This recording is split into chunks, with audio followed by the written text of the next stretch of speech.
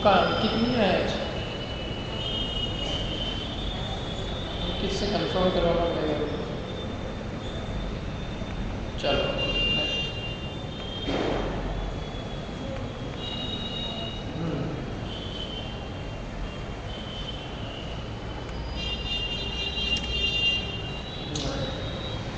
सबसे पहले तो नए कहते किसको है? नए किसे कहते हैं मालूम है? नए कहते हैं वस्तु के एक अंश को। देखो थोड़ा हम यही से चालू कर रहे हैं।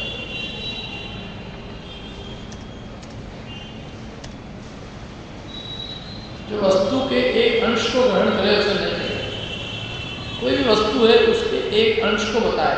अंश माने उसकी कोई एक कैरेक्टरिस्टिक को, किसी एक विशेषता को। जैसे कौवा कैसा है? काला है। ये कौवे की एक विशेषता है। कौन सी? रंग की।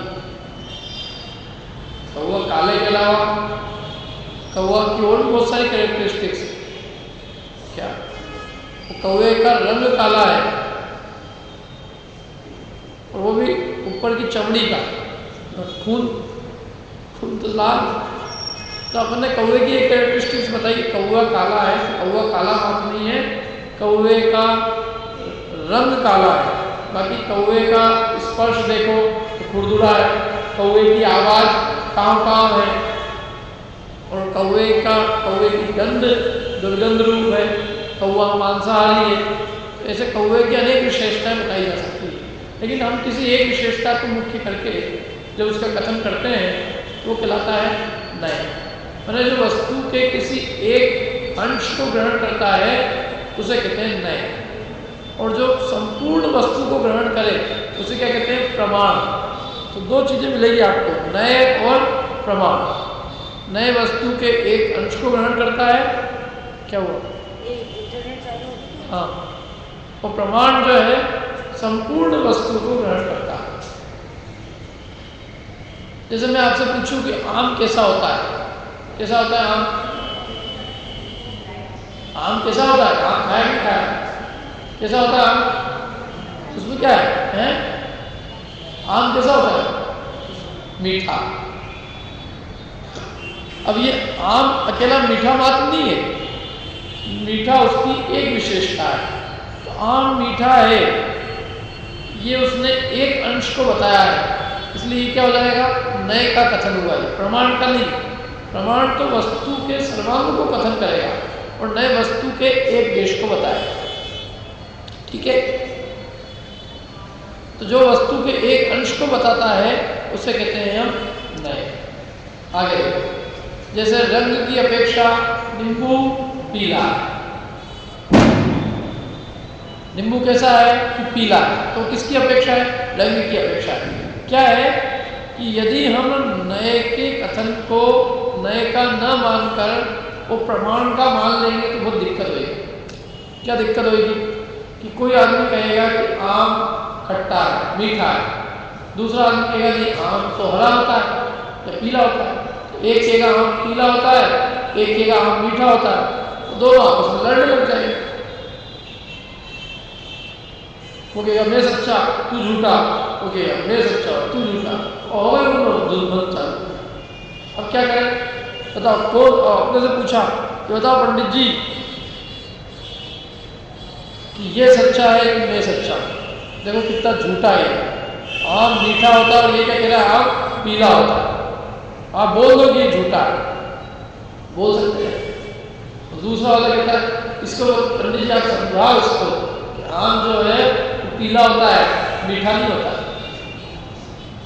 अब दोनों लड़ रहे हैं और दोनों में से किसको झूठा कहा जाए? और दोनों एक एक अपने अपने पक्ष को खड़ा करके सामने वाले को झूठा सिद्ध करना चाहते हैं। तो अपन ये कहते हैं कि भाई वस्तु केवल पीली नहीं है, आम केवल पीला ही नहीं है। तो अपेक्षा बताओ। यदि ये कहते हो कि आम रंग की अपेक्षा पीला है तो दूसरा आदमी कहता है कि आम रस की अपेक्षा मीठा है, तो कोई झगड़े नहीं। लेकिन आम को अपेक्षा लगाए बिना केवल एक अंश जितना ही मानोगे तो वो तो आम के संबंध में सच्ची समझ नहीं कहलाएगी। मतलब आम पीला है ये नए अपेक्षा का कथन है, प्रमाण का कथन नहीं। और प्रमाण का मान लेगा तो सामने वाले के कथन को स्वीकार नहीं करेगा।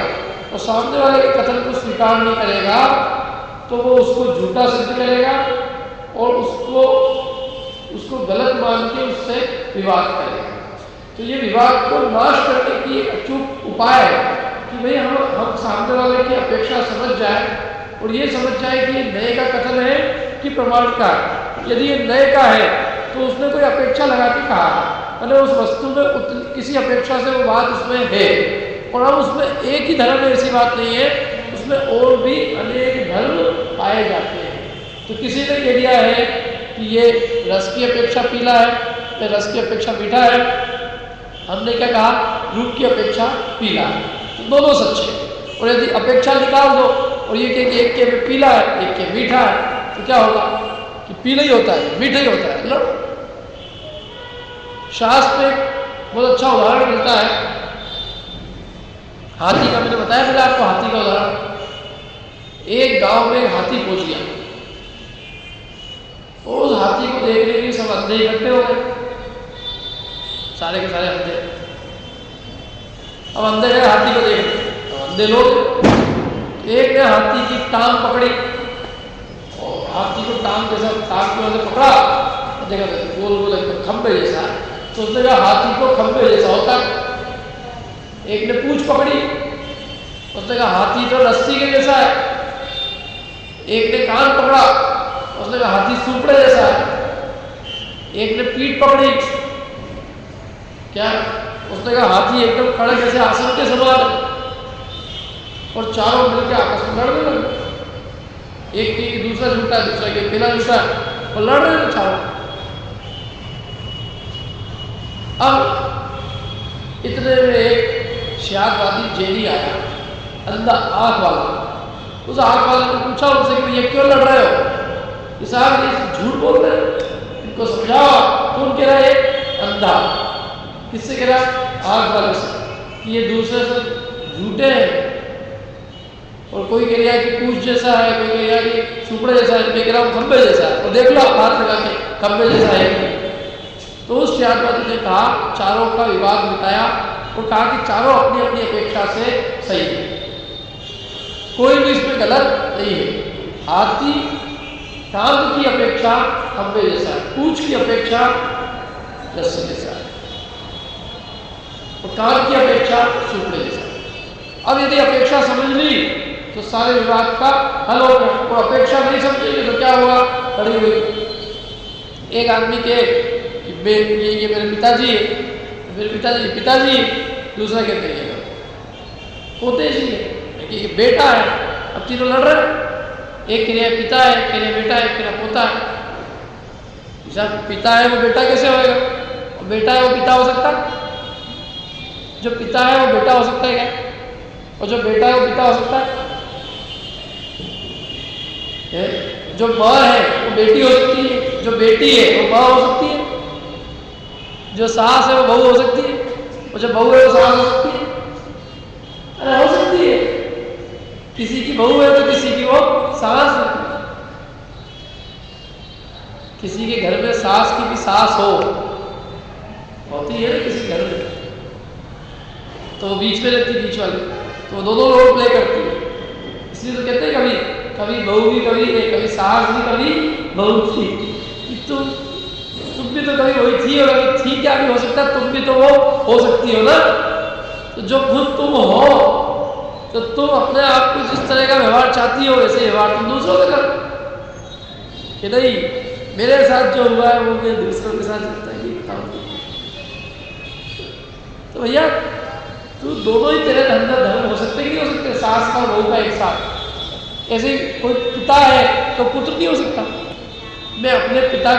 कोई व्यक्ति अपने पिता का क्या हो सकता है? पुत्र, और अपने पुत्र का पिता।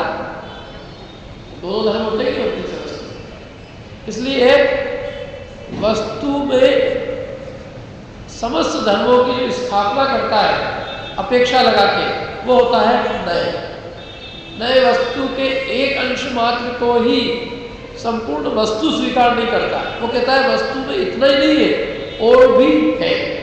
इसलिए सामने वाले की अपेक्षा समझो, हटग्राही की सिखाता।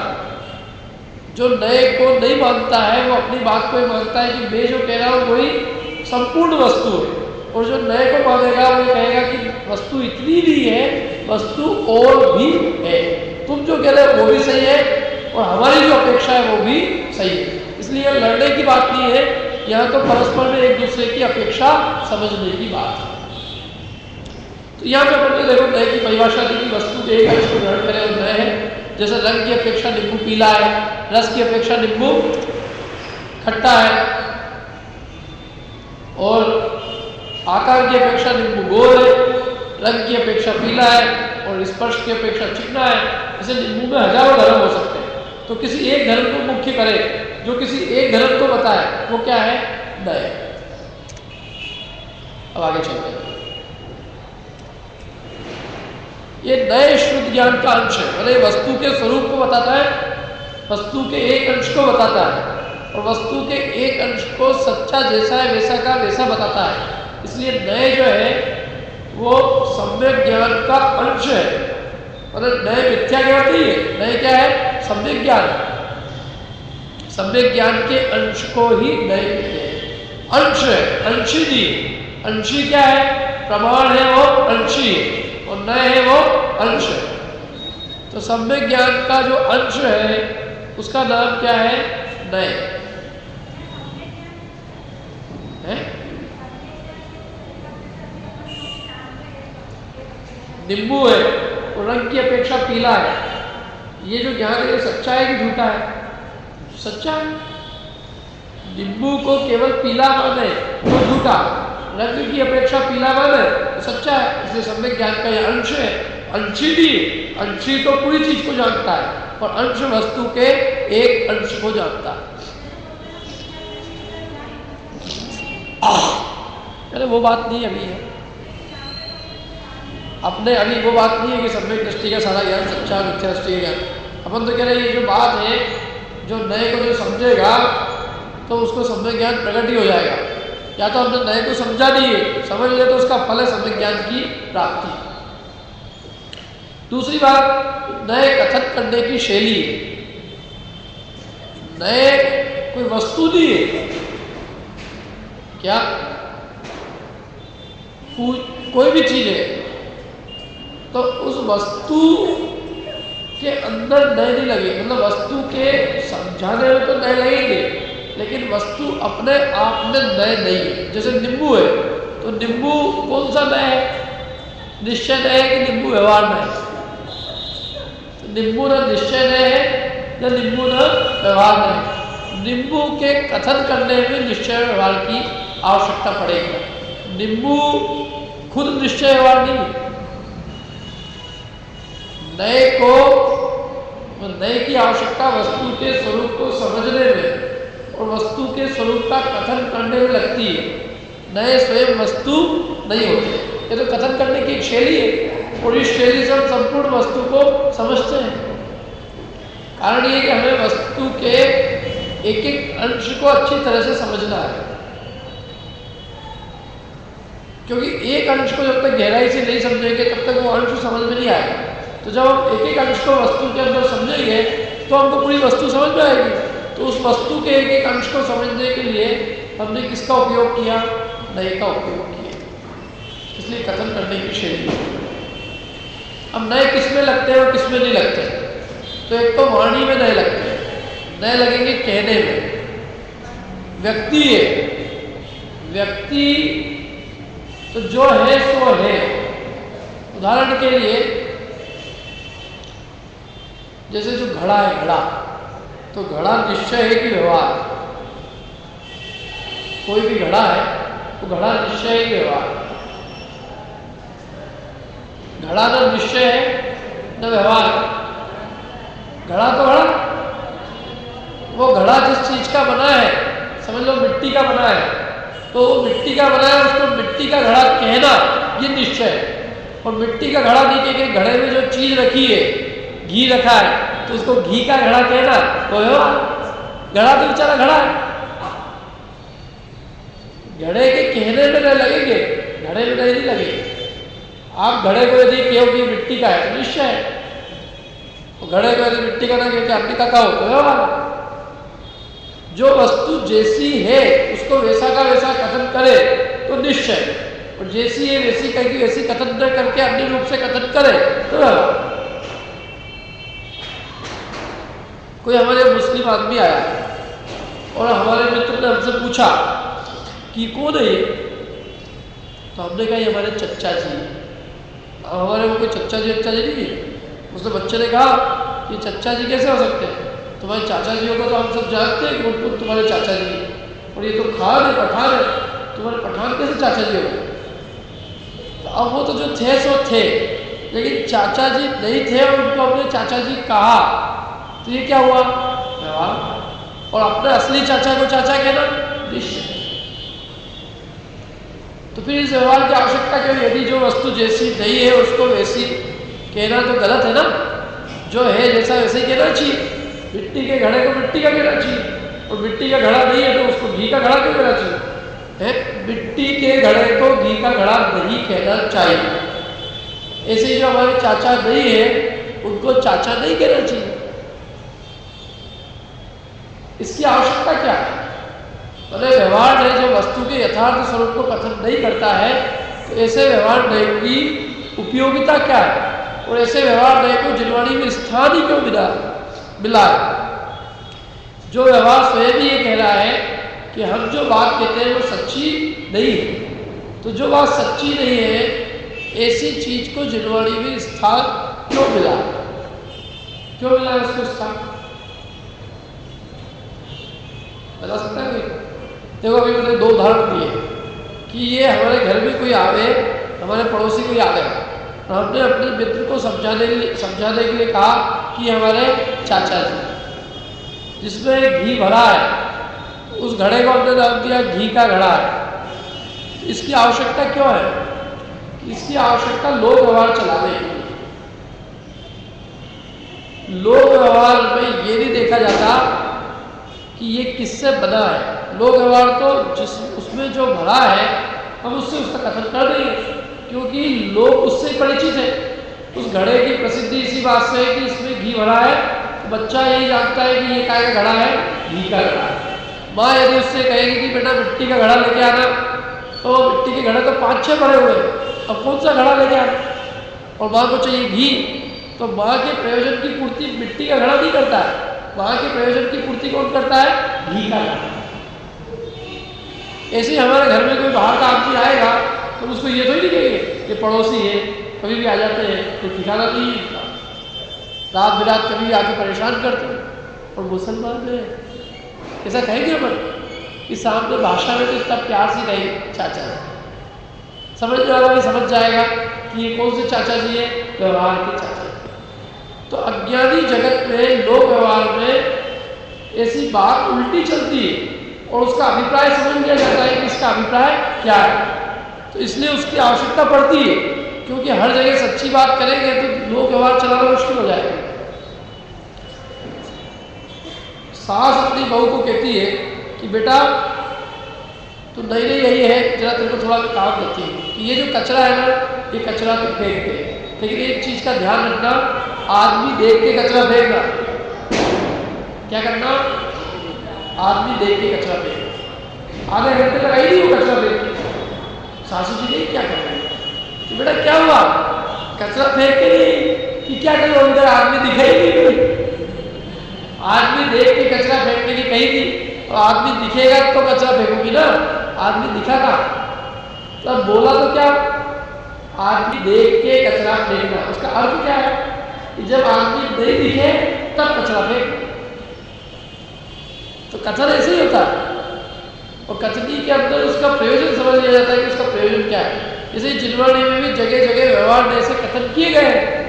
क्यों? क्योंकि अज्ञानियों की भाषा व्यवहार नहीं की है, और समझाना अज्ञानियों को है, तो उनको उनकी भाषा को नहीं समझाएंगे तो समझेंगे कैसे? इसलिए भाषा है उनकी, और भाव किसका है? आचार्य का। भाव है निश्चय का, और भाषा है व्यवहार की। नए काय में लगते हैं अपनी भाषा में, वाणी में, और काय में लगते हैं नए अपने ज्ञान। वस्तु को समझने के लिए भी अपन नए का उपयोग करते हैं। कोई भी वस्तु समझनी है तो अपन समझेंगे कि कौन से नए से ऐसी है, कौन से नए से ऐसी है। तो वस्तु को समझने के लिए भी, एक एक अंश को समझने के लिए भी नए की आवश्यकता हमारे जीवन में पड़ती है। नए किसमें नहीं लगते हैं?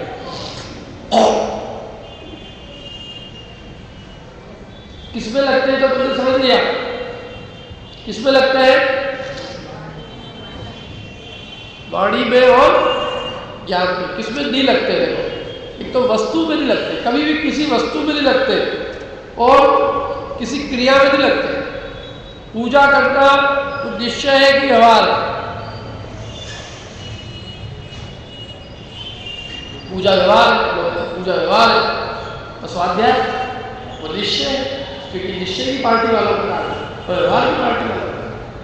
अरे न पूजा व्यवहार है, न स्वाध्याय निश्चय है। पूजा को मोक्ष मार्ग मानना व्यवहार है। पूजा अपने आप में निश्चय व्यवहार नहीं है। पूजा को बंद मार्ग माने, इससे शुभ बंद होता है, पुण्य बंद होता है, तो निश्चय है, और उससे मोक्ष मार्ग माने तो ऐसे स्वाध्याय क्या है? स्वाध्याय से भी मोक्ष मार्ग माने तो व्यवहार है, मोक्ष मार्ग माने तो व्यवहार करो। और स्वाध्याय से नहीं माने कि नहीं स्वाध्याय करने मात्र से मुक्ति नहीं होगी, मुक्ति तो सम्यक दर्शन ज्ञान चाहिए से होगी, निश्चय। कोई चीज ना अपने आप को निश्चय होती है, ना चीज व्यवहार होती है। उसका कथन हम कैसे कर रहे हैं? जो जैसी है उसका वैसा का वैसा कथन करे तो निश्चय है, और वैसी की वैसी कथन न करके उसका अन्य प्रकार से कथन करे तो व्यवहार। तो इसलिए न क्रिया निश्चय व्यवहार है, न वस्तु निश्चय व्यवहार। क्या ये? अब आगे चलते हैं। इस नए के कितने भेद है? नए के दो भेद है। एक तो है निश्चय, और दूसरा है क्या है? व्यवहार।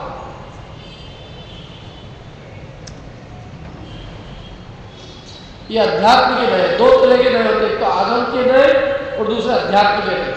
आगम के नए छह द्रव्य में लगते हैं, और अध्यात्म के नए आत्मा को समझने में लगते हैं। तो अभी अपन जो निश्चय व्यवहार नहीं लगाएंगे, काहे में लगाएंगे?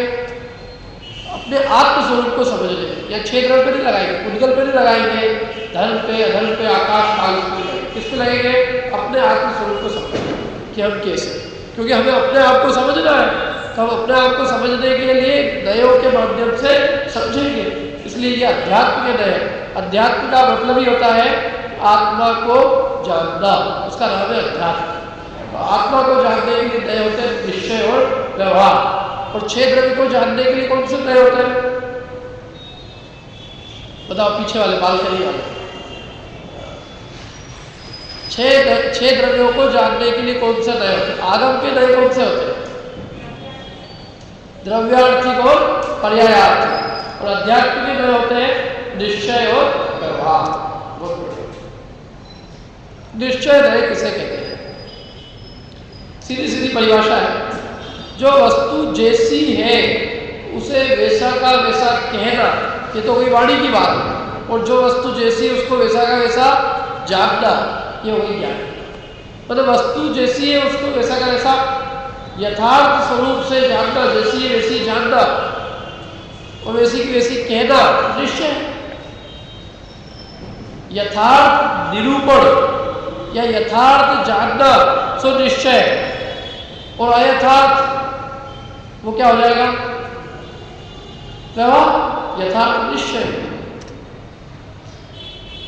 जैसे मिट्टी के घड़े को मिट्टी का घड़ा, घड़ा क्या है? वो मिट्टी का, घी का घड़ा होता है, किसी देखा घी का घड़ा?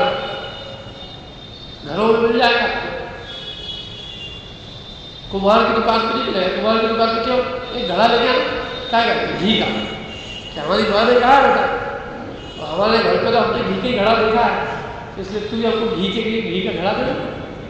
घी का घड़ा नहीं मिलेगा, घड़ा तो मिट्टी का मिलेगा, सोने का मिलेगा, और आज के दिन तो पता नहीं क्या मिल जाएगा। तो मिट्टी के घड़े को मिट्टी का कहना, मिट्टी का जानना, ये क्या है? निश्चय।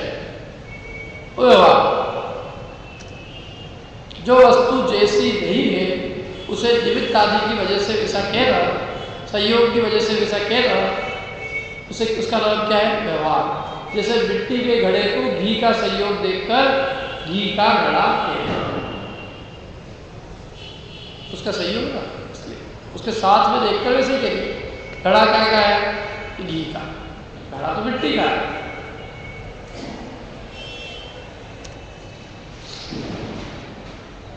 अब इसके भी भेद प्रभेद है। निश्चय का नाम, निश्चय के दूसरा नाम है सत्यार्थ। और अब व्यवहार तो सत्यार्थ वस्तु स्वरूप का वैसा का ऐसा कथन नहीं करता, अन्य प्रकार से कथन करता है। इसका दूसरा नाम भूतार्थ। और ये क्या हुआ? अभूतार्थ। ये भूत माने सच्ची बात, भूत माने विद्यमान, भूत माने वो भूत वाला नहीं, भूत। हाँ, नहीं तो वाला भूत समझ लो, वो भूत नहीं है। भूत माने विद्यमान वस्तु जो है उसका कथन करने वाला, और अभूतार्थ माने जो नहीं है उसका कथन करने वाला। ये है साक्षात निरूपण। और ये कैसा है? उपचरित निरूपण। उपचार से कथन किया गया है, वास्तविक नहीं है, पारमार्थिक नहीं है, औपचारिक कथन है। औपचारिकता से किसी को हमने बोल दिया कि हमारे चाचा जी है या हमारे ताऊ जी है, औपचारिकता से। वास्तव में वो वैसा है नहीं। औपचारिकता से औपचारिक संबंध होते हैं, औपचार से हमारे भाई या हमारा बहन, सब औपचारिक है, औपचारिक निरूपण है। निरूपण हमारा कथन करना। अभी अपन क्या कर रहे हैं? निरूपण तो कर रहे हैं, तो जो उपचार से निरूपण करे, औपचारिक रूप से निरूपण करे, क्योंकि ये तो निरूपण करता रहता है। तो नए लगता है में वाणी में, और वाणी निरूपण करती है।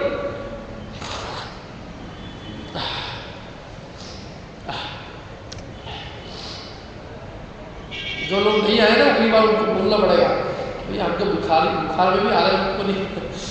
देखो इसके बाद में क्या है अपना अगला है व्यवहार है।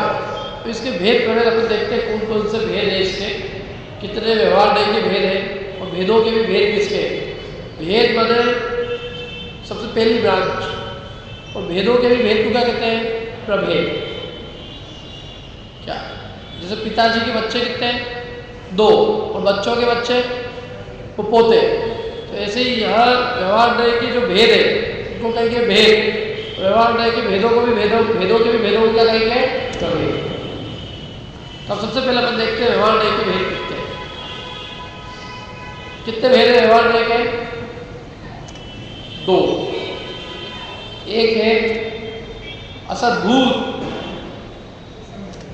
दूसरा है सद्भूत। अब इसमें एक चीज समझना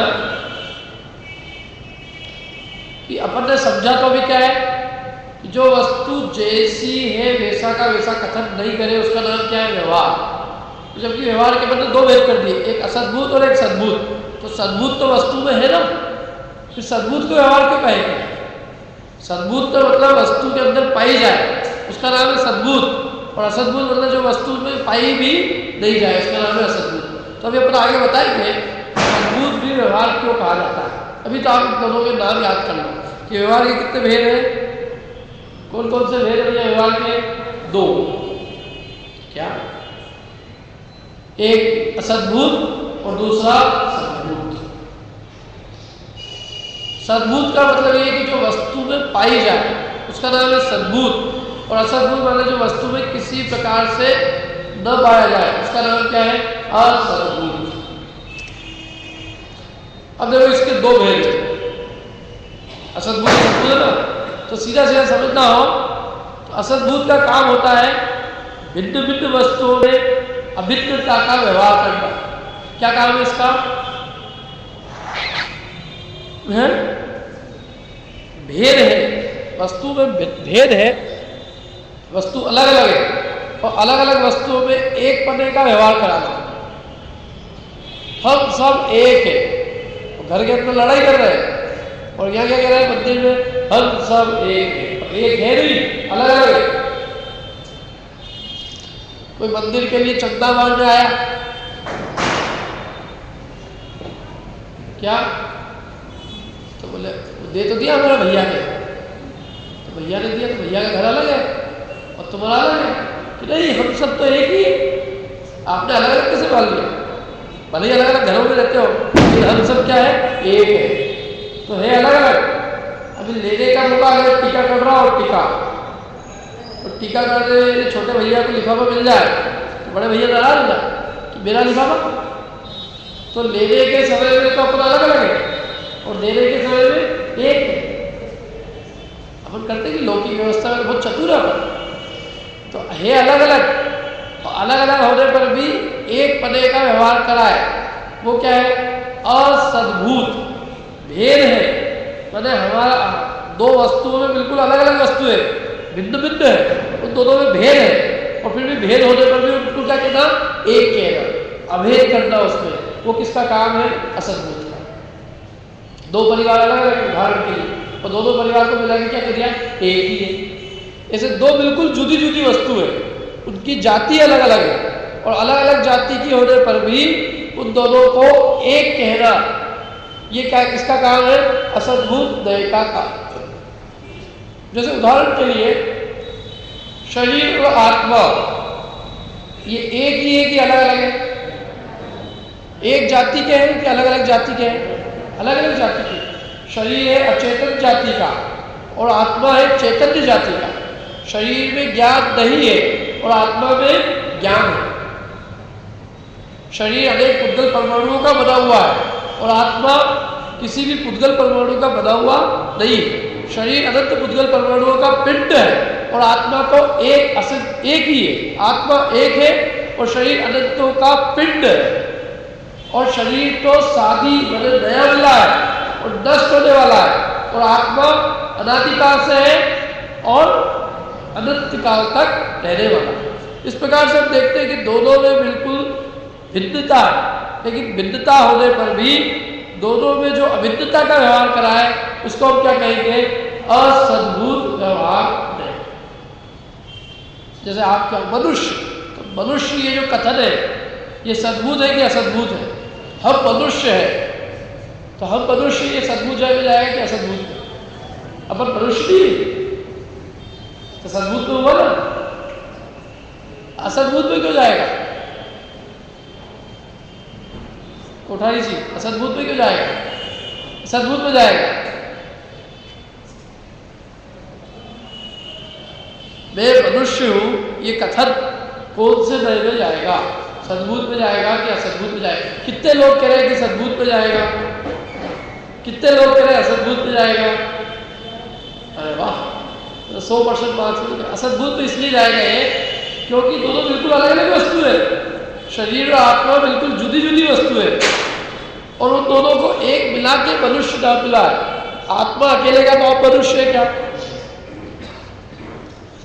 मनुष्य कहना ही दो वस्तुओं की मिली जुली पर्याय का नाम है मनुष्य। मैंने दो वस्तुओं की मिली जुली पर्याय को एक किया ना मैंने।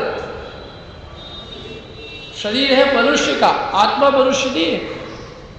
आत्मा यदि मनुष्य हो जाए तो नारकी नहीं हो सकती, आत्मा नारकी हो जाए तो देव नहीं हो सकती, आत्मा देव हो जाए तो तिर्यंच नहीं हो सकती। तो आत्मा तो जैसा है वैसा है।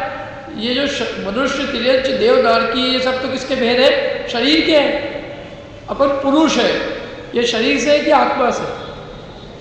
शरीर से। अपन युवा है, काय से? शरीर से। आत्मा से थोड़ी नहीं हुए।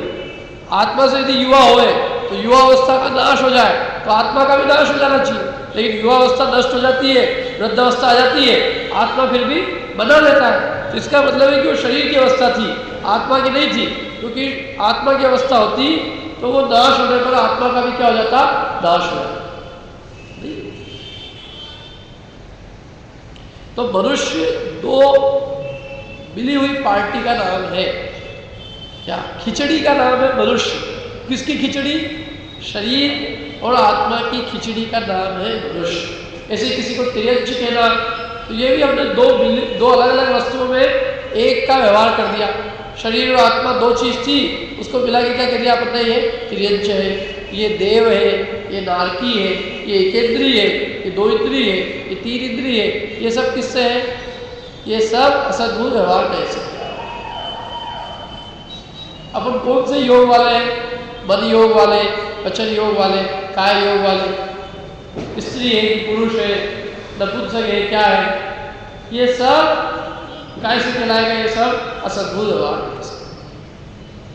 सीधी सीधी इसका काम यही है, असमान जाति पर्याय। क्या कहता है? क्या करता है? असमान जाति पर्याय, इसका नाम है असद्भूत। व्यवहार करें। असमान जाति मतलब जिसकी जाति समान नहीं हो। दो अलग अलग द्रव्य है, एक है जीव और एक है उद्गल, दोनों की जाति अलग अलग है। और इन दो द्रव्यों की मिली जुली एक जो पर्याय बनी उसको एक नाम दिया अपन ने। जैसे जीव और उद्गल की मिली जुली पर्याय का नाम क्या दिया? मनुष्य पर्याय। ये इसका नाम असमान जाति पर्याय। तो जीव को मनुष्य कहना, जीव को तिर्यंच कहना, देवदानकी कहना, ये सब क्या जाएगा? असद्भूत व्यवहार। क्योंकि जीव न मनुष्य हुआ है, न तिर्यंच हुआ है, न देव हुआ है, न दानकी हुआ है। ये तो जीव और शरीर की मिली जुली अवस्था का नाम मनुष्य, देव, तिर्यंच, दानकी है। जीव तो उसमें भी अलग का अलग है। तो इसलिए दो वस्तु में जो एक पने का व्यवहार कराए उसका नाम क्या है? असद्भूत व्यवहार। सद्भूत का काम क्या है? सद्भूत का काम है वस्तु है एक, वस्तु है एक, उस एक में अनेक पने का ज्ञान कराए। जैसे नींबू है एक और इस एक नींबू को अनेक प्रकार से कथन करें। नींबू पीला भी है, नींबू खट्टा भी है, नींबू गोल भी है, नींबू जो है चिकना भी है। नींबू तो एक जैसा है, ऐसा है। लेकिन एक वस्तु में अनेक प्रकार से कथन किया जाए, मतलब वस्तु के अभेद होने पर भी उसमें गुणों का भेद किया जाए तो क्या हो जाएगा? सद्भूत व्यवहार। समझ वाली बात कुछ जैसे आग का अभेद, अब आग में गर्मी भी है, आग में पीलापन भी है, जैसे आग के अंदर अनेक भेद कर दिए। आग का अभेद अखंड एक वस्तु थी। अब कोई कहे कि हमको तो बस गर्मी गर्मी चाहिए, पीला अच्छा नहीं लगता, अथवा कोई कहे मेरे गर्मी गर्मी नहीं, पीला रंग तो अच्छा लगता है, गर्मी नहीं चाहिए। ऐसी आग दे जो पीली तो हो या कोई से भी रंग की हो, लेकिन विदाउट हीट, ठंडी आग। तो आग तो ठंडी नहीं मिलेगी, आग तो मिलेगी इससे गर्म ही मिलेगी। आग का तो ये स्वभाव है कि वो कैसी होती है? गर्म होती है। तो कोई एक गुण को चाहे, आग के रूप को तो चाहे और आग की स्पर्श को नहीं चाहे, तो ये संभव नहीं। हम बाजार में जाए और हम कहें कि भैया देख नींबू में 4 चीजें, कौन कौन सी? स्पर्श, रस, गंध, वर्ण। तो तू कह रहा है कि ये 1 रुपये का एक नींबू है, तो हमें तो रस से ही मतलब है, तो एक काम कर चावंडी ले ले। तो वो यदि ज़्यादा समझदार है तो भी कहेगा अभी निकाल के देता हूँ मैं रस भी, चावंडी ले लेता, चावंडी दे देता तो रस भी तो निकाल के क्या भी दे सकते हैं। 25% का उसका हिस्सा दे रहे हो तो 25% दे तो और कुछ कि भैया यदि नींबू मिलेगा तो रस केला आप नहीं दे सकते उसका। अरे रस भी देंगे अकेला तो रस में भी 4 चीजें हैं, उस रस में गंध है कि नहीं? नींबू का अपना रस भी निकाल लिया, उसमें स्पर्श गंध वर्ण है कि नहीं? तो इसलिए अकेली चीज तो मिलती नहीं। वस्तु में तो अनेकों गुण है, लेकिन अनेकों गुण होने पर भी वस्तु अभेद अखंड होने पर भी उसमें अनेकों गुणों की अपेक्षा जब उसमें भेद कल्पना करते हैं तो क्या कहा जाता है? सद्भूत व्यवहार नहीं जाता है। ठीक है। और वस्तु ऐसा नहीं कि वस्तु के एक अंश को पकड़ने पर वस्तु के सारे गुण धर्म उसके पकड़ में आ जाते हैं। वस्तु के एक अंश को पकड़ा, एक अंश को मतलब वस्तु अभेद अखंड है और अभेद अखंड वस्तु को ग्रहण करने पर भी उसमें सारे भेदों का ग्रहण हो जाता है। फिर अलग से भेदों की आवश्यकता ही नहीं है। फिर भी जो भेदों को ग्रहण, भेदों की उत्पत्ति कराता है और भेद कल्पना करता है तो हम उसको कहा जाते हैं? सद्भूत व्यवहार। तो ये अपना और चर्चा चलेगी इसके अंदर। तो भेद में अभेद करें वो क्या है? भेद में अभेद का व्यवहार कराए वो कौन सा नय है?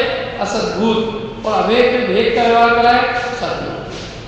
आप तो इतना ध्यान रख लेना कि लेने के टाइम हम कौन से नय का उपयोग करते हैं? पैसा लेना हो, लिफाफे लेना हो, टीका कर रहे हो टीका, तो अपन क्या करें? कौन से नय का उपयोग करते हैं?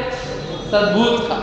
क्योंकि है अभेद, सब एक है पूरा परिवार, लेकिन लिफाफा लेने के समय में सब अलग अलग। और जब देना होगा तो कौन से नय का उपयोग करते हैं? असद्भूत का, कि है तो सब अलग अलग और लेकिन सब क्या हो जाते हैं? एक हो जाते हैं। तो लेने में सद्भूत और देने में असद्भूत।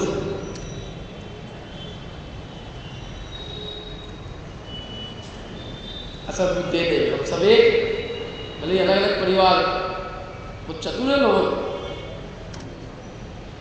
और लेने के अंदर हम सब अलग अलग हैं, हम सब भिन्न भिन्न हैं। चंदा वंदा होता है ना, सब चंदा अलग अलग एक परिवार से लिखा है, फिर सबको एक परिवार को कितने देने पड़ेंगे, तो उस समय सारे परिवार वाले एक हो जाते हैं। क्या है असद्भूत की दूसरी परिभाषा, कि जो वस्तु के अस्तित्व में न हो, मैंने वो वस्तु के अस्तित्व में नहीं है, तो किसी प्रयोजन से अपन ने उसको ऐसा कहा है। एक वस्तु के स्वरूप की अपेक्षा से विचार करो तो वस्तु में वो चीज नहीं। जैसे हमें मनुष्य कहा गया, तो हम क्या मनुष्य हो गए? नहीं, हमारे स्वभाव की दृष्टि से देखा जाए तो हम मनुष्य नहीं, स्वभाव की दृष्टि से देखा जाए तो स्त्री पुरुष नहीं। तो जो वस्तु के अस्तित्व में किसी प्रकार से नहीं हो, उसका नाम कहा जाएगा असद्भूत। और जो वस्तु के अस्तित्व में तो है लेकिन अपने प्रयोजन की सिद्धि नहीं करता है, या यूं कहें कि जो हमें परमार्थ वस्तु का बोध न कराता है, विकल्पों की उत्पत्ति कराता है, इसलिए हमने उसको काय में डाला है? सद्भूत में। मतलब वस्तु के अस्तित्व में है, ये ध्यान रखना। सद्भूत वस्तु में है, होने पर भी उसको व्यवहार क्यों कहा है? क्योंकि वो एक अभेद में भेद कल्पना करता है, और भेद कल्पना विकल्पों की उत्पत्ति कराता है, इसलिए हमने उसको व्यवहार कहा है। लेकिन वास्तव में वस्तु में है, वस्तु में नहीं है, ऐसी बात नहीं।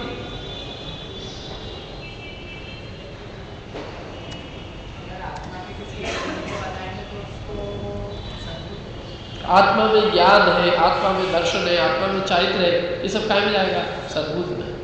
आत्मा में क्रोध है, आत्मा में मान है, माया है, लोभ, ये भी काय में जाएगा? सद्भूत में जाएगा। जो आत्मा में है ये सब चीज। हाँ, ये कहा जाए आत्मा गोरा है, आत्मा काला है, आत्मा चीड़ा है, आत्मा चौड़ा है, मोटा है, ये काय में जाएगा? असद्भूत।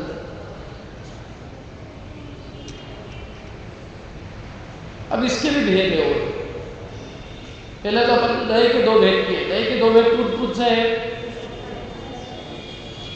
दही के दो भेद कौन से है? निश्चय और व्यवहार। फिर व्यवहार के कितने भेद किए? दो, असद्भूत और सद्भूत। असद्भूत के फिर अपन दो भेद करेंगे। एक है उपचरित असद्भूत और दूसरा है अनुपचरित असद्भूत। दोनों है असद्भूत, लेकिन असद्भूत में भी अपन ने और दो भेद कर दिए। इसके अपन दूसरा नाम ये ले सकते हैं कि एक है दूर का और एक है पास का। जो दूर के संबंधियों को आत्मा का कहे वो जाएगा उपचरित में, और अनुपचरित में जो पास के संबंधियों को आत्मा का कहे वो कहाँ में जाएगा? अनुपचरित। पर जो अपने में नहीं है उसमें भी अपन ने दो भेद कर दिए। एक तो अपने में ऐसी चीज नहीं है जो दूर की है, और एक ऐसी है जो अपने पास की। अपने में नहीं है, दोनों ही अपने में नहीं है, लेकिन दोनों अपने में नहीं होने पर भी दूर और पास के कारण से हमने इसके दो भेद कर दिए। अब दूरी और पास का निर्णय कैसे किया जाएगा? दूरी माने जो हमारे एक क्षेत्र का संबंध में नहीं है, जिसका एक क्षेत्र नहीं है वो जाएगी दूर में, और जिसका एक ही क्षेत्र है वो जाएगी पास में। जैसे ये पत्नी मेरी है, तो पत्नी कहाँ में जाएगी? दूर में कि पास में? किसने कहा पास में? किसको लग रही पास की? अरे पत्नी दूर की है भैया, पत्नी पास की नहीं है। हाँ, पत्नी दूर की है, और बच्चे वो भी दूर। माता पिता मुझे कहने की जरूरत नहीं, सब दूर के, फटाक से दूर के लगते हैं, लेकिन पत्नी और बच्चे तो पास के लगते हैं, लेकिन वो भी दूर के ही है यहाँ की भाषा। तो जो भी हमारे एक क्षेत्र में नहीं है, हमारे क्षेत्र में जिस क्षेत्र में आत्मा है उस क्षेत्र में जो जो नहीं है वो सब जाएगी दूर में, और जिस क्षेत्र में आत्मा है उसी क्षेत्र में जो जो चीजें हो वो सब जाएगी पास में। जैसे शरीर और आत्मा का क्षेत्र एक है तो वो कहाँ में जाएगा? पास में। और स्त्री पुत्र मकान जायदाद ये सब कहाँ में जाएंगे? दूर में, क्योंकि इनका एक क्षेत्र नहीं है। यदि इनका एक क्षेत्र होता तो जहाँ हम जाते वहाँ हमारे साथ पत्नी भी बिल्कुल रस्सी की तरह चली जाती है। लेकिन ऐसा नहीं होता। हमें यदि मंदिर में आना है तो हम आ सकते हैं, और मंदिर घर में पत्नी घर में रह सकती है, पत्नी को मंदिर आना है पत्नी आ सकती है, पति घर में रह सकता है, पति पत्नी दोनों अलग अलग देश में रह सकते हैं, क्योंकि उनका क्षेत्र अलग अलग है। यदि एक क्षेत्र होता तो जिस क्षेत्र में वो होता उसी क्षेत्र में वो होता। तो इसलिए जो क्षेत्र जिसका अलग अलग है, अगर एक जाए इधर और दूसरा जाए इधर तो भी चल सकता है, वो उपचरित में जाएगा। तो पत्नी, मकान, जायदाद, रुपया, पैसा, ये सब आप छोड़ के यहाँ आ सकते हो, नहीं आ सकते? आ सकते हैं, आप आते ही है। तो ये सब दूर में जाए। और अपना शरीर ऐसा नहीं कर सकते कि आप शरीर को तो घर के काम के लिए छोड़ा और आत्मा को मंदिर के काम के लिए लिया। भैया घर में इतने काम पड़े क्या करें? तो शरीर वह काम करता रहेगा और आत्मा पंडित जी की प्रवचन सुनती रहेगी। ऐसा संभव है? नहीं है। तो जहाँ जहाँ आत्मा जाएगा वहाँ उसके साथ शरीर भी जाएगा। तो शरीर का तो आत्मा के साथ जाने का नियम है, लेकिन पत्नी, पुत्र, माता पिता, रुपये, पैसा, इनका आत्मा के साथ जाने का नियम नहीं है। ये जगह जगह आत्मा के साथ नहीं जाते, इसलिए दूर हो जाएगा। सब जो भी एक क्षेत्र का संबंध है। शरीर अनेक प्रकार के होते हैं। कालमार्ग शरीर भी एक शरीर होता है, औदारिक शरीर भी शरीर होता है। मैंने शरीर बोला, कर्म कहा नहीं जाएगा। 8 कर्मों के समूह को क्या कहते हैं? कालमार्ग शरीर। 8 कर्मों के समूह का नाम ही कालमार्ग शरीर। और ये जो स्थूल दिख रहा है मोटा आपको, सब आपको सबको जो दिख रहा है वो कौन सा शरीर? औदारिक शरीर। तो औदारिक शरीर भी अनुपचरित में, पास में, और औदारिक के साथ में कालमार्ग शरीर भी पास में, और तेजस शरीर भी पास में। दूसरा एक और संबंध देखो कि जिससे हमको औपचारिकता निभानी पड़े वो काय में जाएगा? उपचरित में। और जिससे हमें कोई औपचारिकता नहीं निभानी पड़े वो जाएगा अनुपचरित। तो आप कह सकते हो कि पत्नी से थोड़ी औपचारिकता निभानी पड़ती, या बेटे बेटियों से औपचारिकता नहीं निभानी पड़ती। लेकिन भैया आजकल के ज़माने में तो सबसे औपचारिकता निभानी पड़ती है। क्या? मेरे रिश्तेदार है, कौन है ये आप छोड़ देना, तो वो उनके घर पे गया मैं, तो बिल्कुल चढ़ने में थे। तो उनके बच्चे ने उनसे कहा, कहाँ गए कुछ बेनर्स थी? इंडियन पेरेंट्स सब ऐसे होते सारे। कौन से गाँव के? अभी तक इंदौर आ गए, लेकिन हिंदी सीखे। और पत्नी ने भी यही कहा कि गाँव के ही रहे थे। बेचारा फटाक से गया ऊपर और पेट लेके आया। मैंने कहा भैया तू तो हमारा रिश्तेदार है, अच्छा खास है, और तेरे को यदि मेरे सामने भी बिल्कुल औपचारिकता निभानी पड़ जाए तो अब अपने संबंध का रहे। अरे बोले साहब आप क्या बात करो, मैं घर में यदि थोड़ा बहुत 19 ले लूँ तो मेरे बच्चे लोग और मेरी पत्नी लोग और सब मेरे को ठोक देते हैं। तो आजकल तो मैं घर में भी बिल्कुल टिप टॉप करके बैठा रहता हूँ। गर्मी के दिनों में भी मेरे को कभी कभी कोट पेंट पहनना पड़ता है, भले गर्मी लग रही हो, पसीना पसीना आ गया हो, लेकिन मेरे को उसकी इतनी चिंता नहीं होती जितनी पत्नी की डांट की चिंता होती है। कि पत्नी एक ही बात कहती है कि ये गाँव की रहे टेपे की टेपे। औपचारिक नहीं निभाए, मतलब पत्नी मना करे तो पति को साथ में ले जाने से, तुम यही रहो घर में, मेरी प्रेस्टीज का क्या होगा? और नहीं तो पति भी हो गए और पत्नी ऐसी हो गई। तो इसलिए वो तो औपचारिकता तो घर में देखते हैं हम, घर गृहस्थी के अंदर औपचारिकता तो थोड़ी बहुत निभानी पड़ती है। चाहे बच्चे बच्ची हो, चाहे अपनी पत्नी हो बिल्कुल सही, चाहे माता पिता भी हो, माता पिता से भी कहीं कहीं औपचारिकता है। यदि टीके लग रहे हो सबको, और समझ लो कि पिताजी को अपने आगे पीछे कर दिया, उनसे टीके नहीं लगवाए, खुद नहीं लगा दिए, तो पिताजी से क्या मेरे को समझ क्या रखा था कि आप तो पिता ही हो खास। अरे पिता होंगे, यहाँ सब लोग क्या समझेंगे मेरे को कि इनकी कोई घर में इज्जत नहीं रहेगी। मैं खुद टीका करूँगा सर, और मेरे टीका करने के बाद ही लोग जाएंगे। जैसे जगह जगह है औपचारिकता का कोई अंत नहीं है। पिताजी को अलग से लिखा हुआ, यहाँ तक कि बिल्कुल सारी औपचारिक संबंध रहते हैं। अनौपचारिक संबंध तो इस दुनिया में रहेगा, तो इसलिए ये जितने भी जिन से भी हमको औपचारिकता निभानी पड़ती है ये सब चरित्र में जाते हैं। मकान दुकान तो चलो अचेतन है, लेकिन चेतन में भी जितनी चीज़ें हैं, स्त्री पुत्र परिवार कुटुंब गांव के लोग देश के लोग समाज के लोग, तो इन सबसे जो हमारा संबंध है वो कौन सा संबंध है? उपचारिक संबंध है, औपचारिक संबंध है, अनौपचारिक संबंध नहीं।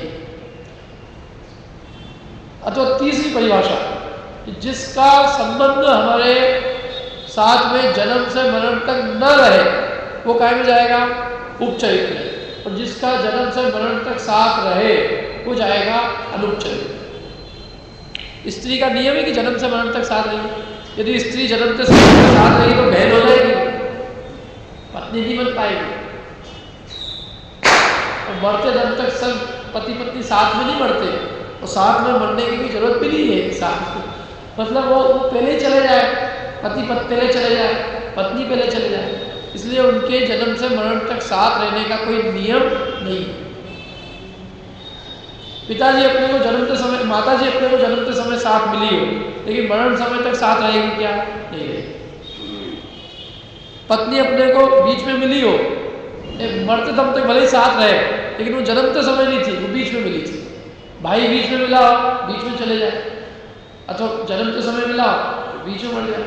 मरते दम तक साथ रहे और बीच में मिले, मतलब आखिरी से अंत तक रहने वाले की एक ही गारंटी आप दे सकते हो। किसकी? शरीर की। क्योंकि शरीर चला जाएगा तो नियम से तुम भी नहीं रहोगे, और शरीर आया तब तुम इस पर्याय में आए, मतलब शरीर के संबंध से तुम्हारा जन्म कहलाया और शरीर के वियोग से मरण। इसलिए शरीर ही एक अकेला ऐसा है जो जन्म से मरण तक साथ रहता है, बाकी शरीर के अलावा और किसी का भी नियम नहीं। तो इसलिए अपन ने शरीर को डाला अनुपचरित में, और शरीर के अलावा बाकी जितने भी रिश्तेदार हैं, जितने भी अचेतन पदार्थ हैं, इन सबको काय में डाला? उपचरित। ठीक है, तो ये दो प्रकार के नए अपने हुए। तो उपचरित नए स्त्री को, पुत्र को, मकान को, जायदाद को अपना कहता है। आप करोड़पति हो, ये किस नए से? उपचरित असद्भुत व्यवहार नए से। क्या समझ में? हम निर्धन है, ये किस नए से? उपचरित असद्भुत व्यवहार नए से। मैं रूपवान हूँ, मैं कुरूप हूँ, मैं बलवान हूँ, मैं निर्बल हूँ, मेरे कुछ कुटुंब है, मेरे कोई कुटुंब नहीं है, मेरी पत्नी अच्छी है, मेरे माता पिता अच्छे, ये सब असद्भुत है। और असद्भुत में कौन सा असद्भुत? उपचरित असद्भुत व्यवहार, वास्तविक बात नहीं, वास्तव में अपने नहीं है। अरे अनुपचरित में नहीं है, सद्भुत में ही नहीं है, ये तो काय में डालते हैं अपन इसको? उपचरित असद्भुत व्यवहार। अनुपचरित में केवल एक चीज रखी, इसको? शरीर। तो जो कहे शरीर को आत्मा का कहे, अथवा शरीर और आत्मा को एक कहे, तो काय में जाएगा? अनुपचरित असद्भुत व्यवहार। ठीक है, अब ये प्रश्न ये होता है कि जब स्त्री अपनी है ही नहीं, वो तो असद्भुत है, स्त्री को अपना कहना क्या है? असद्भुत। पुत्र को, पत्नी को, माता पिता को अपना कहना असद्भुत है। जब वो असद्भुत है, मतलब बात सच्ची नहीं है, तो फिर उस नए को जिनवाणी में स्थान ही क्यों मिला? असद्भुत बात की जरूरत जिनवाणी में क्या थी? सद्भुत ही करते ना, सच्ची बात बताते। तो हम सबको ये भ्रम नहीं होता कि हमारी पत्नी है, हमारे बच्चे हैं, हमारे परिसा है, हमारा कुटुंब है।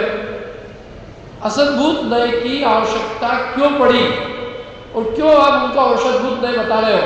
जब ये बात झूठी है तो झूठी बात पढ़ के हमको क्या फायदा मिलने वाला? सच्ची बात सीखना है अपन तो सद्भुत नए बताओ, असद्भुत नए की जरूरत क्या पड़ने की? और असद्भुत नए को जिनवाणी में स्थान क्यों मिला?